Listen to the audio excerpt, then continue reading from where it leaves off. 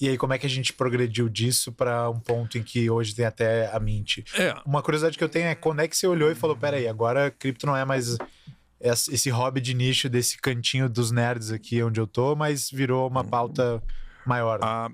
Eu acho que a virada pra gente, e quando eu falo que a coisa pra gente foi bem sequencial, eu acho que foi ali de início de 2020, quando o mercado começou a recuperar, eu acho que aí que a gente começou a entender cripto como classe de ativo, tá?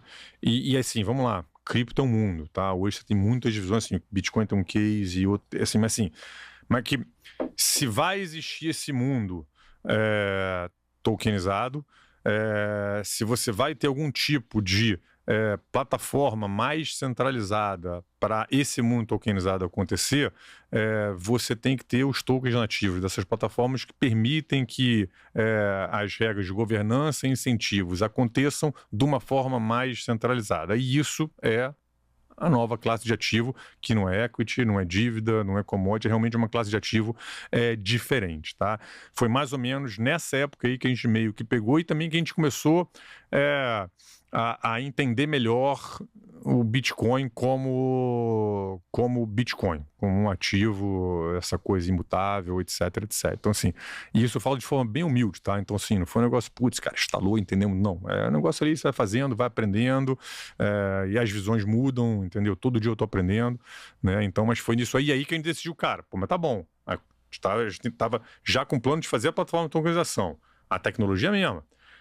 E se tem essa nova classe de ativo, a gente tem que ter uma forma de oferecer para os nossos clientes acesso a essa classe de ativo com o mesmo padrão que a gente tem para as outras classes de ativos da plataforma do banco, né?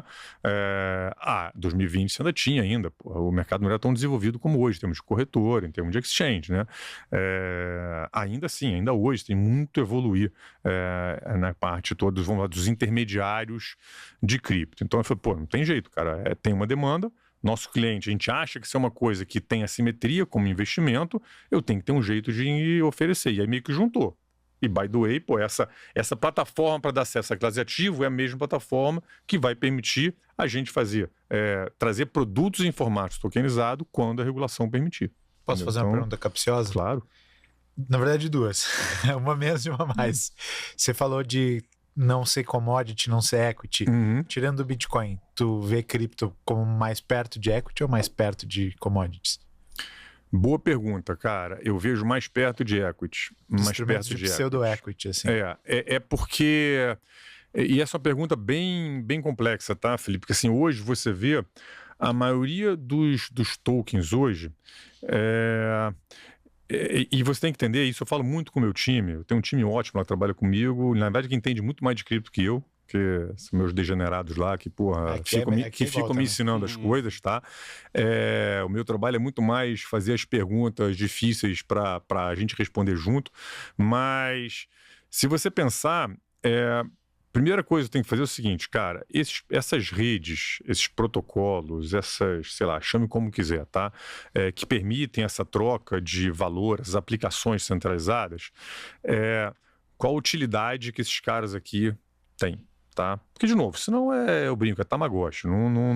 Tem que ter alguma utilidade para a economia, para a sociedade, senão a coisa morre. Não fica só na especulação, tá? Especulação não tem nada contra, tá, pessoal? Especulação é vida, tá? Eu vivo disso. Eu vivo disso a minha vida inteira, assim. E, sim, você botar 3 seres humanos juntos e der alguma coisa, alguém vai estar especulando alguma coisa. Então, isso é da natureza humana, tá? Então, assim... Se você tem essa rede gerando utilidade, aí vem a questão tamanho. Você precisa de um token para fazer essas redes funcionarem. Você tem que ver, tá bom, como é que você transfere o valor da utilidade dessa rede para o token, tá? E hoje você tem muito essa coisa de governança, tá? Que assim, numa analogia muito, muito, muito solta, sei lá, pode ser uma ação, um ON, como se tinha antigamente, dá direito de votar, te dá direito a decidir os futuros daquela companhia, mas não te dá exatamente um retorno financeiro escrito ali como um dividendo em cima. Pode ser, tá? É que hoje o ON no Brasil, daí no passado o ON não pagava dividendos, a PN é que passava, mas hoje mudou um pouquinho. Mas é um bom referencial. Eu acho que é mais parecido com equity, embora é uma analogia fraca, vamos falar assim, tá? Mas eu acho, inclusive, que o mercado cada vez mais vai caminhar para esses cases todos, tirando o Bitcoin, para alguma coisa que vai se assemelhar mais a equity. E aí você vai ter toda uma discussão de, pô, é security, não é security, vai mudar a regra de security, não vai. Eu acho que a gente vai acabar tendo essa discussão. Já tem umas discussões, tá? Fee switch, que vazio. Eu acho que vai acabar tendo esse tipo de discussão no mercado daqui para frente. Eu acho que eu concordo contigo. Tem... Na literatura econômica tem aquela diferença entre criação e captura de valor, né? E é meio que inegável que uma Ethereum da vida criou muito valor. Pra caceta. Mas o quanto que o token, o desenho dele captura esse valor, né? Isso é outra coisa que eu adoro, que eu falo que o Ethereum tá na crise existencial, né? Tá ali, porra... Você acha que tá? E você acha que perdeu a alma e não tem volta? Ou você acha que vai voltar a fazer all time high? Para começar, eu vou te falar, eu não sou um especialista em Ethereum, mas eu tenho algum dinheirinho ano passado apostando Bitcoin contra Ethereum, tá? Ganhei alguns almoços no ano passado com isso aí, tá? Obrigado aí, pessoal, minha clientela. Cara, o problema é o seguinte, cara, eu vou dar a minha visão assim, não vou falar de leigo, mas de quem acompanhou o negócio lá da mudança para o Proof of Stake. O grande problema de Ethereum lá nos ICOs é que era caro pra caceta para usar a rede, né? Ok, pô, vamos fazer um negócio para ficar barato de usar a rede. Fizeram. Agora tá muito barato. Aí ficaram todos, aquela tese de sound money, aquele negócio todo. Cara, ficou mais barato.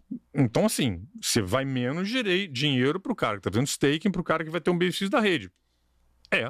Não era isso que vocês queriam? Por isso que eu acho que é crise existencial. Então, ou você quer uma coisa, ou você quer outra. Can't have the cake and eat it too. E isso é bem complexo. Você vai olhar o tokenomics, tipo assim, você consegue ter os dois? E isso foi uma coisa que eu sempre discuti muito com a turma, inclusive, de cripto no início, tá? Porque essa coisa de você usar a moeda para pagar o FII para usar a rede, para mim sempre foi isso, cara. Olha só, se aumenta o uso da rede, ou seja, aumentou a utilidade da rede, tem mais gente querendo usar aquela rede, consequentemente, você vai aumentar a demanda por aquela moeda que você tem que usar para pagar os FIIs daquela rede. E quem está atuando como vendedor vai receber isso aí por estar fazendo a rede funcionar, tá? Legal. Só que, se aumenta a demanda, isso faz com que haja um aumento do valor do token, naturalmente o preço para você usar essa rede vai ficar mais caro. E aí você vai causar um desincentivo ao uso daquela rede, tá? E eu vou te dar uma analogia que eu faço com um país, tá? Imagina que os Estados Unidos ou o Brasil é uma rede, tá? Imagina que o Brasil é uma rede. E para você usar a rede Brasil, você tem que ter a moeda que roda nessa rede Brasil. Qual é? O real. Tá? Se tem muita coisa legal no Brasil, se o Brasil está gerando utilidade, as pessoas vão querer usar a rede Brasil. E eles vão usar da moedinha que usa nessa rede Brasil, o real. O que vai acontecer com o preço do real se muita gente que está fora dessa rede quiser usar a rede Brasil e vai ter que comprar o real? O preço do real vai apreciar, o câmbio aprecia. O que acontece com a competitividade do Brasil se o nosso câmbio aprecia muito? Diminui, fica muito caro você fazer aqui, né? A mesma analogia vale para uma rede. De novo, mais uma analogia assim, solta, mas que é um problema, para mim, não resolvido do tokenomics como ele é. Não tem a resposta. Não sei se eventualmente você não tem que ter outros tokens para você fazer o FII, e o token ativo tem que ficar só para a parte de governança, eventualmente. Aí você vai ter outra relação de valor, tá? Eu sei que no caso do Ethereum, voltando, cara, isso aqui estava ruim. Vocês pediram isso aqui. A gente fez isso aqui. Aí agora, você quer isso aqui de volta? Me diz aí o que você quer, cara. Porque, né? Do jeito que tá, não dá para ter os dois. Você vê alguma rede alternativa a Ethereum em relação ao produto que oferece, que dê a mesma segurança e a mesma interoperabilidade que Ethereum tem? Hoje, não. Hoje tem os o pessoal adora o nome. Os Ethereum Killers são os... Não tem. Hoje, assim, querendo ou não, e aí, eu converso com tem gente que odeia Solid, tem gente que ama Solid, tem gente que xinga Ethereum, tem gente que ama, então assim, tem muita ideologia também e paixão envolvida, né? Então, a vantagem de você ser um cara do mercado tradicional que entrou em cripto é que você tem menos paixões, né? E paixão não combina nem com negócio, nem com investimento. Mas, cara, de novo, o queridinho aí de todo mundo é Solana. que eu acho bacana, mas assim, para mim não tem o estágio que Ethereum tem ainda, não tem, cara, adesão.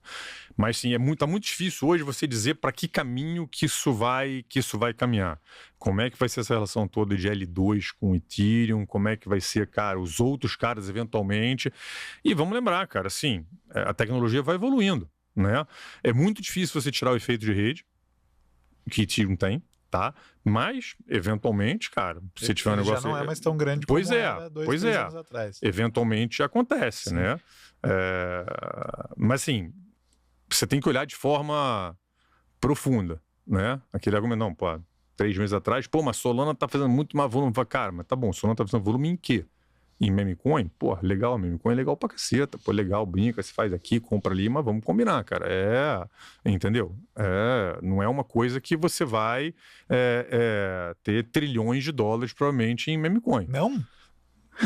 Posso estar enganado, tá? Mas assim, sei lá. Que minhas bags não ouçam suas palavras. Porque, de novo, né? Então, é isso. Mas isso que você falou sobre esse ciclo, essa espiral de tem utilidade e as pessoas demandam o token para pagar a fee. As pessoas demandam, o token fica mais caro. Se o token fica mais caro, fica mais caro de usar, a utilidade diminui, as pessoas demandam menos, vão para outro lugar e o preço cai. Isso não é uma consequência natural disso, não seria que nenhuma moeda a não ser as reservas de valor, nenhuma moeda vai conseguir sustentar um patamar alto de preço e uso no tempo? Todas elas vão ter uma natureza de boom and bust, assim? Cara, vamos lá. É um dia boom and bust, Felipe, mas eu diria que, de novo, usando a analogia do país, isso é o que acontece. Os países ficam mais e menos competitivos de acordo com as coisas macro e micro de cada país, com esse movimento relativo entre as moedas. Imagine que você tem, sei lá, algumas redes que têm mais ou menos a utilidade, a funcionalidade semelhante. Estabilidade, um bom efeito de rede. Por que isso não vai acontecer? E aí você teria meio que, não arbitragem, mas teria um equilíbrio que o mercado vai fazendo com isso aqui, né? E aí vem a outra questão que eu acho que não é muito bem entendida pelo mercado cripto, que é toda a questão da escassez de determinados tokens, tá? Porque assim, aí você começa, como é que o pessoal resolve o problema de você não conseguir pagar direto para o token holder e ter evolução? Pessoal, pega os FIIs e recompra o token, tá? Aí eu falei, tá bom, mas qual é o endgame disso aí? Zerar o supply de token. Então, assim, de novo, assim, e pessoal, assim, são questões que eu não tenho resposta, mas assim, que você começa a pensar, cara, as coisas têm que fazer algum sentido, entendeu? E às vezes cripto tem muita história. Não tô falando mal de cripto não, tá, pessoal? Tá? Eu tomei um risco de carreira danado para me dedicar a isso aqui, mas só que assim, a gente tem que fazer as perguntas certas e que a gente acha que tem que fazer. Então assim, qual é o endgame disso? E mais, até na questão da escassez, gente, eu trago assim que... e de novo, é uma tese diferente das teóricas reservas de valor. Para uma coisa dessa aqui funcionar, como é que você resolveria esse problema da valorização do token?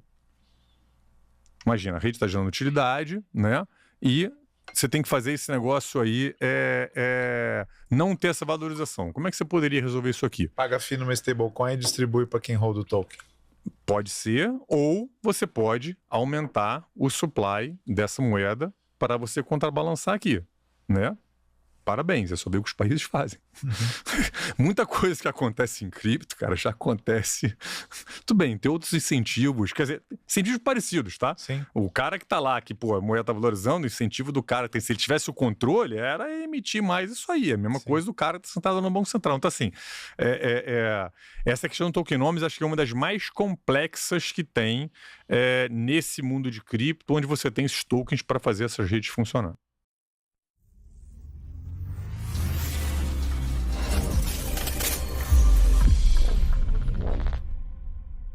Essa é a área logada de membros da Paradigma. Aqui na página inicial, nós já temos os diversos artigos e relatórios que são lançados semanalmente na Paradigma. Ainda nessa página inicial, você também consegue encontrar o link para o nosso dashboard de airdrops, nosso dashboard de renda em DeFi. Voltando na nossa barra lateral, nós temos aqui nossas trilhas, que são minicursos completos abordando diversos assuntos dentro do universo cripto. Então você pode rolar para o lado aqui para ver os vários minicursos que temos disponíveis, nossas várias trilhas de conhecimento. Voltando aqui ao menu lateral, também temos a aba de carteiras, onde temos nossas carteiras recomendadas dentro da Paradigma, e também tem os nossos indicadores de preço para o Bitcoin. Outra área importante para os membros da Paradigma é a nossa sala no Discord. Aqui temos diversos canais, tanto os canais públicos quanto também canais fechados, exclusivos para membros, talvez seja a mais importante e interessante do Discord, onde nós temos updates sobre nossas carteiras recomendadas, ideias de trade ou de operações de curto prazo que podem ser interessantes. Nossos principais relatórios estão elencados aqui também, além de um chat geral, um chat voltado para análise técnica, uma sala voltada para ideias degeneradas de trade, ou seja lá do que for, uma parte apenas para ordinals e runas, outra parte para DeFi e, por fim, uma parte de airdrop, além também de um bot que faz um resumo diário com tudo o que aconteceu de mais importante em cada canal. Então, pessoal, essa é a plataforma de membros da Paradigma e espero que esse mini tour seja útil para você saber o que esperar quando assinar a Paradigma.